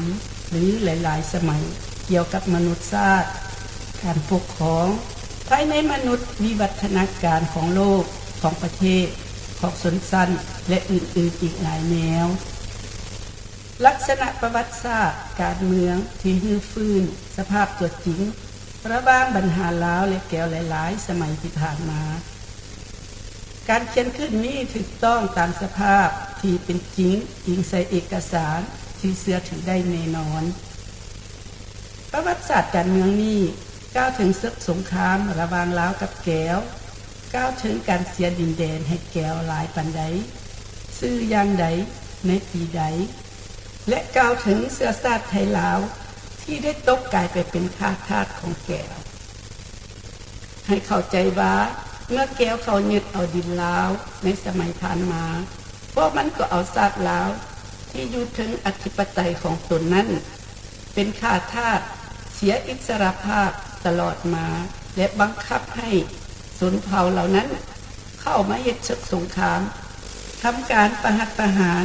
ฆ่าฟันลันแทงเชื้อชาติตนเองภายในแผ่นดินลาวอันเป็นแผ่นดินแม่ของเขาเจ้ามาแต่ก่อนนั้นในสมัยนี้เชื้อชาติไทยลาวที่อยู่ในแขวง12จิตไตบ่ยอมประหัตประหารไทยลาวด้วยกันอีกในเมื่อจักรพรรดิแก้วทรงเขาเจ้าเข้ามาเป็นทหารประจำอยู่เมืองลาวเขาควรรับรู้อีกว่าแก้วเป็นชนชาติที่อยู่เพื่อต่อสู้เรื่อยไปในเมื่อได้ญาติแย่งยึดเอาดินแดนของชนชาติอื่นเทื่อละเล็กเทื่อละน้อยมาประกอบขึ้นเป็นประเทศของตนอันที่พวกเขาเอิ้นว่าเวียดนามสภาพการก็บ่มีหยังต่างกับการนอนอยู่ถึงน้ำเวียดนามได้ถือกำเนิดขึ้นจากการติดตาจากการเอาแผ่นดินหลายตอนติดต่อตากกันเข้าแผ่นดินดังกล่าวเคยเป็นแผ่นดินของจีนของลาวของจามและของเขมรมาแต่ก่อน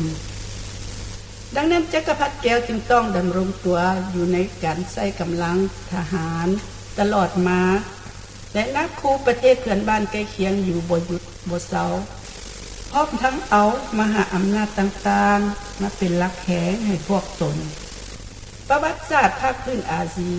ประวัติศาสตร์ลาวประวัติศาสตร์แก้วประวัติศาสตร์เขมรที่พวกนักค้นคว้าต่างดาวเขียนขึ้นนั้นก็เพียงเขียนไปตามความเห็นของเขาเจ้าเท่านั้นพร้อมทั้งที่มีแนวคิดโน้มเอียงเห็นพร้อมกับแก้วและส่วนมากส่งเสริมแก้วยกย่องว่าแก้วเป็นชนชาติที่เก่งสามารถขยับขยายดินแดนได้ไวความจริงแล้วนั้นพวกมันก็คือพวกจักรพรรดิขยายดินแดนเท่านั้น ประวัติศาสตร์ที่คนต่างดาวเขียนขึ้นบ่ได้ถูกต้องตามความเป็นจริงทุกอย่างเลยประวัติศาสตร์ลาวที่คุณค่าแท้นั้นต้องเป็นคนลาวเป็นผู้ค้นคว้าเขียนขึ้นเพราะมันมีความรู้สึกเลิกแลบต่อสภาพตัวจริงที่มาจากนิสัยใจคอคนไทยลาวโดยแท้นักประวัติศาสตร์ต่างดาวทั้งหลายมักเห็นผิดเป็นทื่อในการเขียนประวัติศาสตร์ลาวและมีการผิดพลาดสร้างผลประโยชน์ให้แก่แก่ทั้งนั้นนักประวัติศาสตร์ต่างดาวทางภาษาศาสตร์ได้เคยแสดงแผนที่ออกสู่สายตาชาวโลกบัญญัติไว้ว่าภาคพื้นอินโดจีนใช้ภาษาอันนามิตแก้วอันน้ำแผนที่ดังกล่าวได้ถูกวางแสดงอยู่หอค้นคว้าฝรั่งเศสที่นครปารีสอันนี้แม่นความรู้เท่าบ่ถึงการของนักค้นคว้าต่างดาวที่เว้าไปโลโลเลเลบ่ถูกต้องตามความจริงอยู่ในภาคพื้นนั้นจนว่าเห็นภาคพื้นดังกล่าวเป็นแก้วไปหมดปลายปากกาหยาดน้ำมึกสามารถลบล้างแผนที่ประเทศใดประเทศหนึ่งได้ในส่วนระยะหนึ่งประวัติศาสตร์ที่มีลักษณะศาสตร์ต้องโอบไปด้วยการวิจัยสภาพเกิดจริงบ่เพียงแต่เขียนเล่าตามเข้าไปล่าๆแบบเล่านิทานเขียนตามแบบคนอื่นแล้วเชื่อสืบต่อกันมาโลดดังเรื่องกาเจ็ดศพนั่นแล้วเส้นตัวอย่างเป็นหยังไสยจักรพรรดิจึงเอาขี่สร้างทรงให้เจ้าชีวิตแก้วนางแก้วพิมพาเป็นหญิงโหดร้ายสัวซ่าตามที่เขียนไว้แท้บ่เป็นหยังเฮาจึงเสียประเทศในปัจจุบันนี้ผู้เลื่อมใสศาสนาเคร่งครัดก็ให้ความเห็นว่าพระเจ้าลงโทษนักการเมืองตอบว่าสภาพการของโลกบ่อำนวยหรือมหาอำนาจปล่อยปะดังนี้เป็นต้นท้ายสุดนี้ผู้เขียนคิดว่าปึ้มหัวนี้คงสร้างประโยชน์แก่ไทยลาวทุกทานโดยเฉพาะในสมัยหัวเลี้ยวหัวต่อนี้เองบรรดานักต่อสู้ทั้งหลายบ่ว่าทางการเมืองทางการทหารสมควรอ่านและวิจัยเพื่อประดับแนวคิดเพื่อยกกำลังใจแห่งการต่อสู้ให้สูงขึ้นบรรดานักต่อสู้สมควรที่จะรู้คักแน่ว่าเป็นหยังจึงลุกขึ้นต่อสู้ขับไล่ไผหรือว่าไผเป็นศัตรูและเป็นหยังจึงทำการขับไล่ศัตรูนั้นปึ้มหัวนี้สามารถช่วยทานได้เพื่อให้รู้ว่าไผเป็นศัตรูของชนชาติไทยลาวเฮาในเมื่อเฮาหักหินไทยลาวด้วยกันเป็นศัตรูกันพวกเฮาก็มีแต่ประหัตประหารกันเองย้อนว่าพวกเฮาหลงศัตรูนั่นเองผู้เป็นศัตรูแท้ก็ยุทางตบมือให้คนไทยลาวฆ่ากันเพื่อประโยชน์ของเขาอย่างบ่มีมือสิ้นสุดจากผู้แตงที่ใส่น้ำว่าง่าวแถนทนิมแก้วบทแจ้งการด้วยเห็นว่าปึ้มที่ให้หัวข้อว่าสงครามพันปีระหว่างลาวกับแก้วเรียบเรียงมาโดยผู้ใส่น้ำปากกาว่าง่าวแถนทนิมแก้วพิมพ์โดยสำนักพิมพ์จับปาเมืองลาวที่กรุงปารีสเมื่อปีคศ1984มีความสำคัญและมีเนื้อหาสูงสมควรที่ชาวลาวบ่ว่าในและนอกประเทศควรรู้จักสำนักพิมพ์ชื่อ Lao Media Publishing USA และ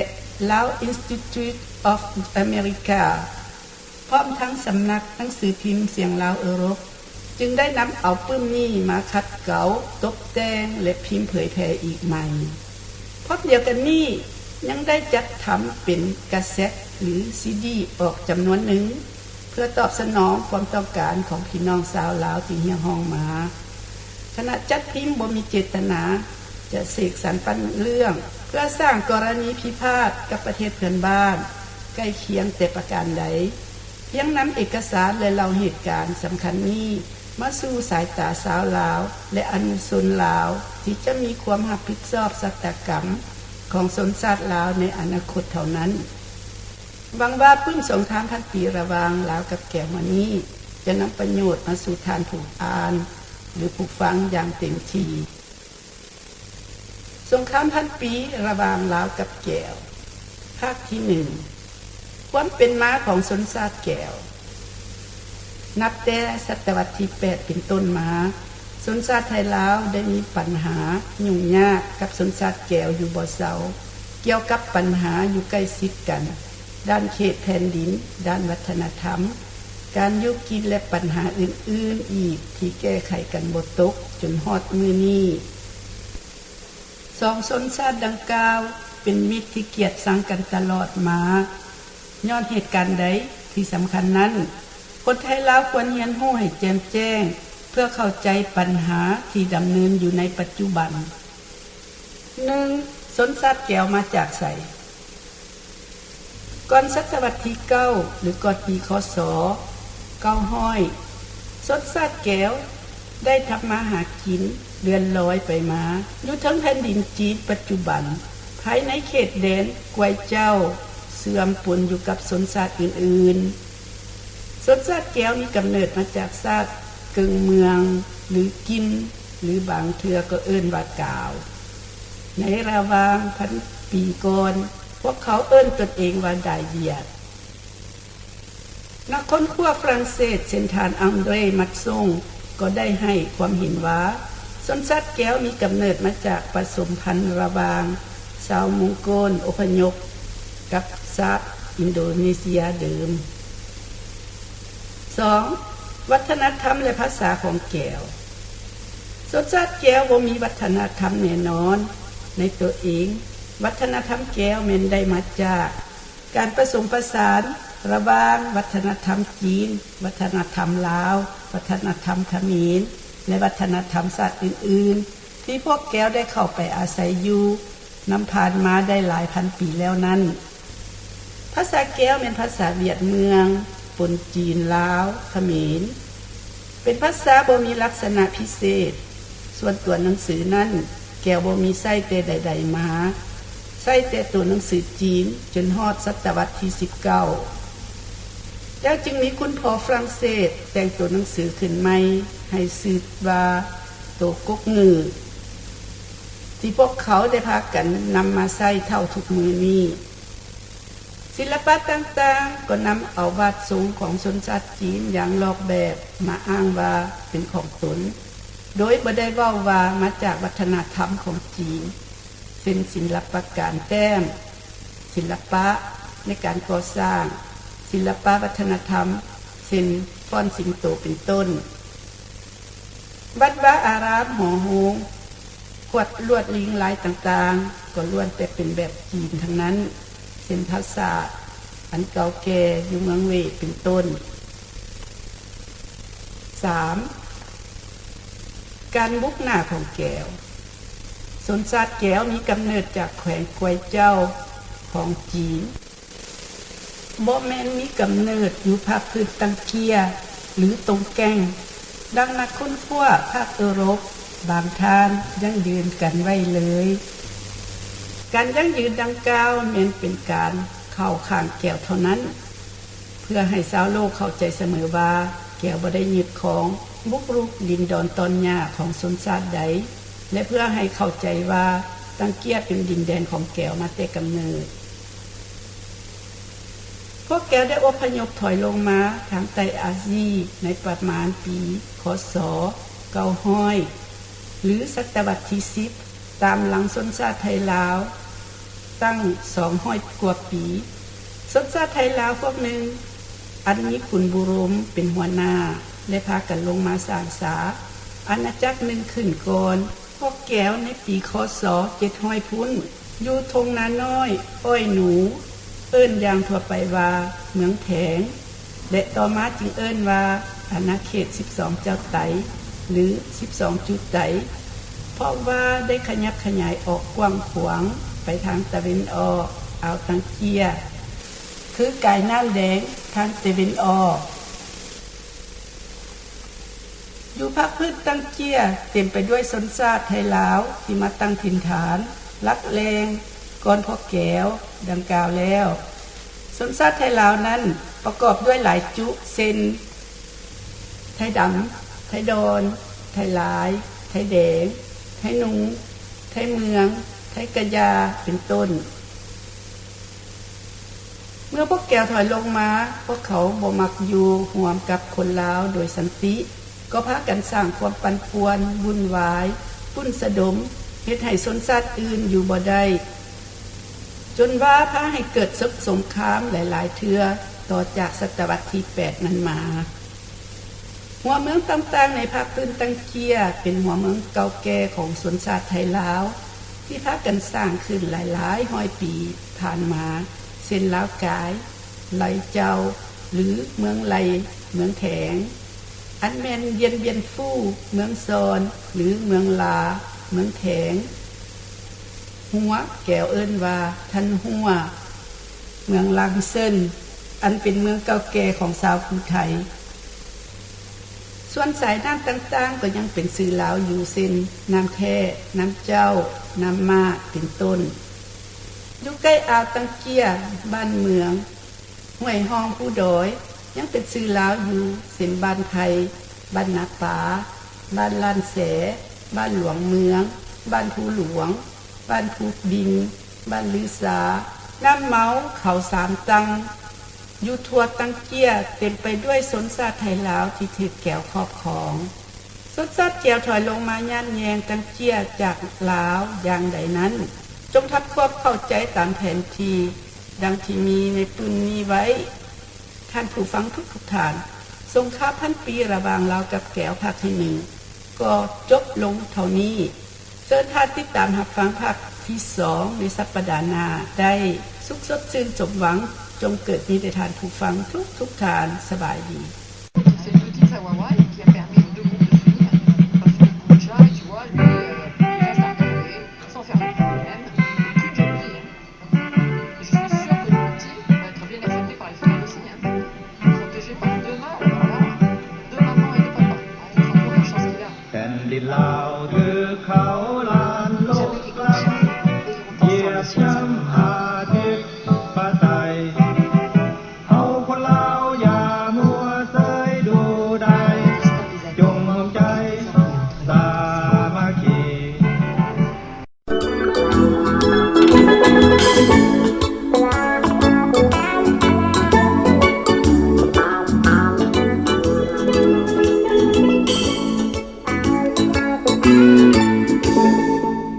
สบายดีท่านผู้ฟังหวนมาพบกับทานที่กำลังให้เกียรติติดตามรับฟังสารคดีเป็นประจำทุกแรงวันศุกร์ของท้ายสัปดาห์สำหรับการนำเที่ยวปารีสเทอนี้จะนำพาทานทำความรู้จักกับสถานที่ที่มีความสำคัญและน่าสนใจแห่งหนึ่งในนครปารีสสถานที่แห่งนั้นก็คือจัตุรัส Place de la Concorde นั่นเอง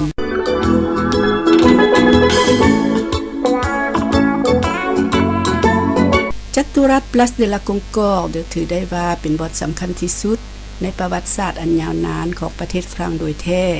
เพราะเป็นบอนที่พวกปฏิวัตินำพระเจ้ามหาชีวิตฝรั่งลุยส์16หรือลุยส์16และพระราชินีมารีอังตวเนตต์มาตัดคอณที่นั้นเมื่อก่อนที่จะมาเอิ้นว่าจัตุรัส Place de la Concorde นี้สถานที่แห่งนี้มีชื่อว่าจัตุรัสแห่งมหาปฏิวัติ Place de la Révolution เป็นบ่อนฉลองชัยชนะของพวกปฏิวัติในปี 1789 และฉลองการสิ้นสุดระบอบแห่งราชอาณาจักร La Monarchie Française จัตุรัส Place de la Concorde เป็นจัตุรัสใหญ่อันดับ2ในฝรั่งรองลงมาจากจัตุรัสอีกแห่งหนึ่งในเมืองบอกโดมีนามว่า Place de Quincampoix หากแม่นทานมาเที่ยวนครปารีสถ้าทานขี่รถผ่านกลางเมืองปารีสทานจะไปตกใส่จัตุรัสใหญ่นี้ภายหลังที่ทานผ่านไปตามถนนใหญ่อันลือชื่อ Avenue des Champs-Élysées ไปแล้วนั่นเองณจัตุรัส Place de la Concorde นี้จะมีวีสิงซ่ากงจักรใหญ่หรือรูใหญ่ตั้งอยู่ข้างหนึ่งแปะกับสวนจุลเลอรี่สว่างสวัยไปด้วยแสงไฟประดับประดาอันสวยงดงามในยามราตรี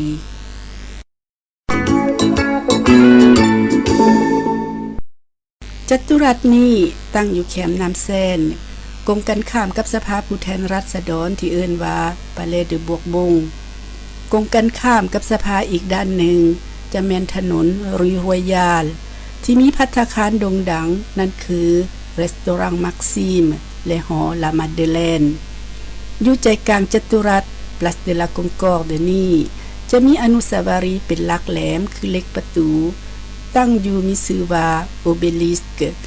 ที่ถูกมอบเป็นของขวัญจากประเทศอียิปต์ดนนานมาแล้วทั้ง Obelisk นี้จะแต้มจอมเป็นสีคำเมื่อยามเช้าแสงแดดสาดใสจะทรงประกายรัศมีอันสดใสงดงามหากแมนมือฟ้าครึ้มจอมดังกล่าวนี้ก็คล้ายกับว่าบ่มีเลยพอเฮาแนมเบิงสิบ่เห็นและพอกับว่าอนุสาวรีย์นี้จอมปลายกุดไปเลยซ้ำ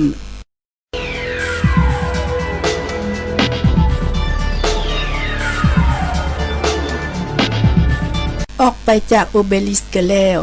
จะมีน้ำพุใหญ่2หน่วยตั้งเฮียงกันอย่างวิจิตรสวยงามอันนึงมีชื่อว่าฟงเตนเดเมกสัญลักษณ์ของทะเลเมดิเตอร์รานีคือสัญลักษณ์แห่งการหาปลาในทะเลและอีกอันนึงมีชื่อว่าฟงเตนเดฟลอฟสัญลักษณ์แม่น้ำแร่และน้ำโรนและเป็นแห่งการผลิตเหล้าแว่งในประเทศฝรั่งนอกจากนี้จะมีกกเสาโกลอนสีเขียวประดับประดาควัดลวดลายสวยงามสีเขียวสลับสีคำตั้งเป็นจุดอ้อมจัตุรัส Place de la Concorde นี้เองและยังมีรูปปั้นสตรีทรงเครื่องสมัยก่อนสัญลักษณ์ของเมืองสำคัญของฝรั่งเศสมงเปลียสตราสบูร์ตูลูสและอื่นๆอีกจัตุรัส Place de la Concorde ถูกสร้างขึ้นในปีคศ 1748 ชาวเมืองปารีสสร้างขึ้นเพื่อเฉลิมพระเกียรติแก่พระเจ้าลุยส์15หรือลุยส์15ที่หาก็ภาคพื้นจากการป่วยโซดนนานอยู่เมืองแมตส์และขนานนามว่า Place de Louis XV หรือลุยส์15ในขณะนั้นมีรูปปั้นท้องสำริดของพระเจ้าลุยส์XVหรือลุยส์15ทรงขี่ม้าหันหน้าใส่น้ำแซ่นถึงแทนอันสูงต่อมาในสมัยปฏิวัติเขาเจ้าก็มั่งลงจากแทนเอาไปเผาไฟล้อมเป็นแนวอื่นไปแล้วขนานน้ำสถานที่แห่งนั้นว่าจัตุรัสแห่งมหาปฏิวัติ Place de la Révolution ตั้งแต่นั้นมา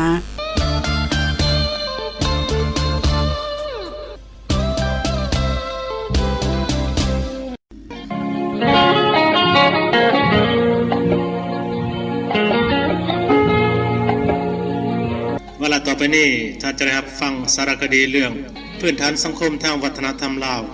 โดยพิธีกรจันทลา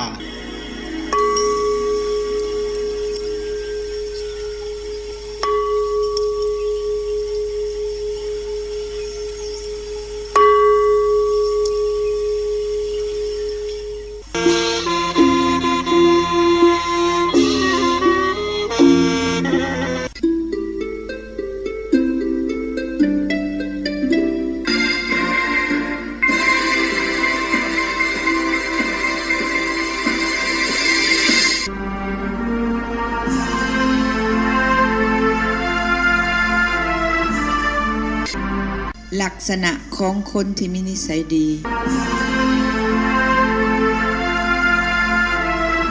ห้อยเป็ดนิสัยดีต่อจากอาทิตย์ก่อนที่ผ่านมา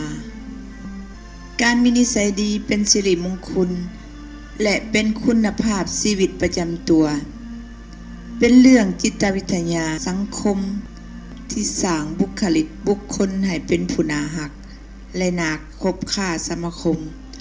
ในโอกาสต่างๆเช่นในการโอลมในการหับประทานอาหารในการวางตนในสังคมผู้มีนิสัยดีจะประพฤติตนให้เป็นคนน่ารักเสมอในการโอลมผู้มีนิสัยดีบ่สอดแซงคนอื่นที่กำลังเว้าอยู่ซึ่งเห็นว่าเป็นการให้มารยาทสินดีการมักเว้าแซงเว้าเดาใจคอยใจผู้อื่นเป็นการแสดงว่าทานขาดความเคารพผู้อื่น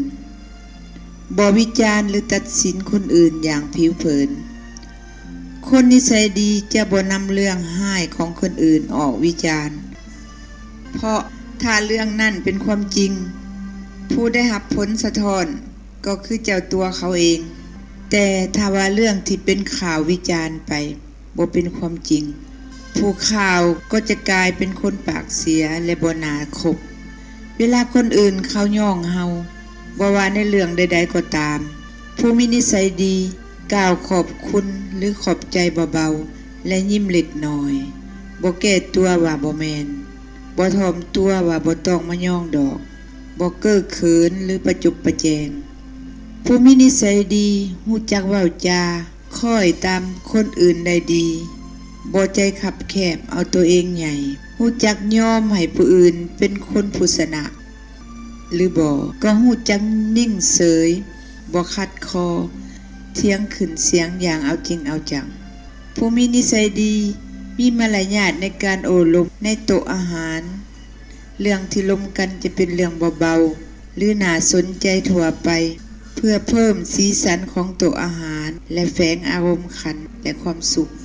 เวลานั่งโต๊ะอาหารรวมกันหลายๆคนในงานต่างๆก็หูจักสักส่วนคนข้างๆลมนำถ้าเข้านั่งเงียบๆหูจักเป็นฝ่ายเริ่มต้นก่อนก็ได้ถึงว่าจะบอกคุ้นเคยกันมาก่อนก็ตามการวางตนในสังคมผู้มีนิสัยดีโทรศัพท์คิดว่าเป็นข่าวดีหรือคนดีโทรมายิ้มหับเวลาว่าออกไปก็เป็นเสียงสำนวนมวนหูเป็นเสียงยิ้มที่ผู้ฟังประทับใจผู้มีนิสัยดีบ่แสดงกิริยาที่เหมือนบ่จริงใจเส้นยิ้มหลายโพดโดยบ่มีเหตุผลในขณะโอลมงึกหัวหลายโพด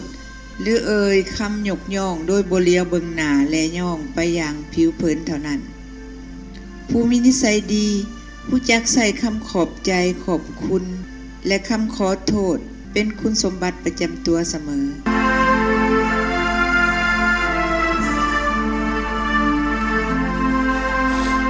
ทานผู้ฟังที่เคารพห้อยแปดนิสัยดียังมีต่อให้ทานได้รับฟังในเถื่อต่อไปสำหรับวันนี้ขอฝากสิ่งดีๆเหล่านี้ไว้กับทานผู้ฟังไว้เพียงเท่านี้พบกันใหม่อาทิตย์หน้าสุขสดชื่นโชคดีสมหวังจงเกิดมีแด่ผู้ที่รับฟังในขณะนี้ตลอดไปสบายดีลาก่อน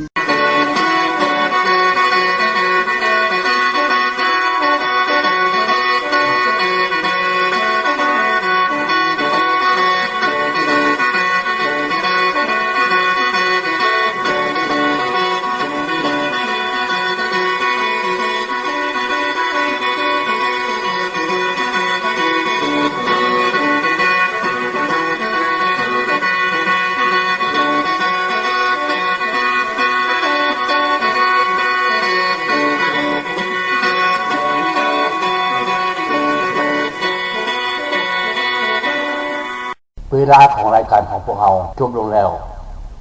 นั้นพบกับท่านใหม่ในแรงวันศุกร์หน้าขอความสุขสบายดีจงมีแก่ท่านผู้ฟังทุกท่านสบายดี